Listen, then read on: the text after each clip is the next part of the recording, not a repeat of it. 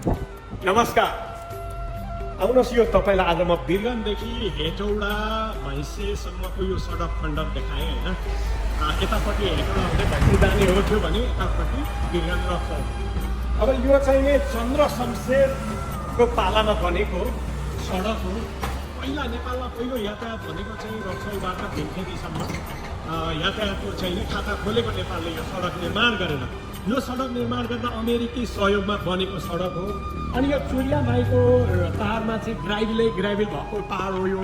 अनि यहाँ पहिरो गई गर्ने भएर यहाँ बाटोले चाहिँ साह्रै दुःख दिने हुँदाखेरि यो चुरिया माईको डाँडोमा सुरुङ मार्ग निर्माण गरिएको थियो। उबेला सुरुङ मार्ग निर्माण यो दक्षिण एसियाकै पहिलो सुरुङ हो यो। यसको चाहिँ नि 1974 सालमा विक्रम सम्वत 1974 सालमा आजभन्दा 108 वर्ष अगाडि यो सुरुङ निर्माण भएको हो भने यसलाई नेपालका प्रथम इन्जिनियर दिल्लीजङ थापाले डिजाइन गर्नुभएको थियो होइन। यसको डिजाइन लागत इस्टिमेट यो सबै उहाँको दिल्लीजङ थापाले यसको चाहिँ नि इन्जिनियरिङ गर्नुभएको थियो।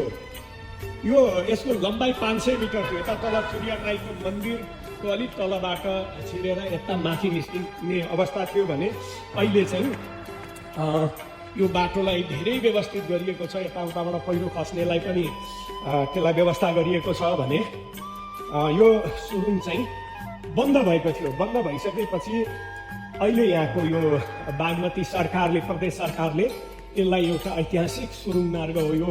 यसलाई पुनर्निर्माण गरेर कमसेकम अवलोकन गर्न मिलोस् भनेर यसको जीर्णोद्धार गरेका छन्। तर यसको लम्बाइ अहिले जम्मा 500 मिटरको यो सुरुङलाई 250 मिटर भनेको आधा मात्रै त्यो पाल खोलिएको छ।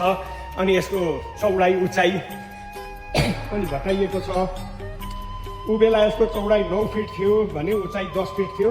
अहिले त्यो छैन र पनि यसलाई फेरि आम पब्लिकले हेर्न पाउन् भनेर यो दक्षिण एसियाकै पहिलो ऐतिहासिक सुरुङ मार्ग अहिले चाहिँ ढोका बन्द गरेको रहेछ। त्यहाँ त्यो ढोका खोलेपछि यहाँ सशुल्क लिएर यो सुरुङ अवलोकन गर्न हामीले पाउनेछौँ। यसरी यो चुरिया माईको पहाड काटेर अहिले सडक चौडा ठुलो बनाइएको छ, आधुनिक बनाइएको छ भने पहिला चाहिँ यो सुरुङ यहाँ तलबाट यसरी पस्ने छ। पहिला त यता अगाडिबाटै पस्ने थियो। यो अब कुद्दै गएपछि अहिले 250 मिटर चाहिँ खोलेको अवस्था छ। खोलेर यो आम जनतालाई देख्न हेर्न मिल्ने बनाइएको छ।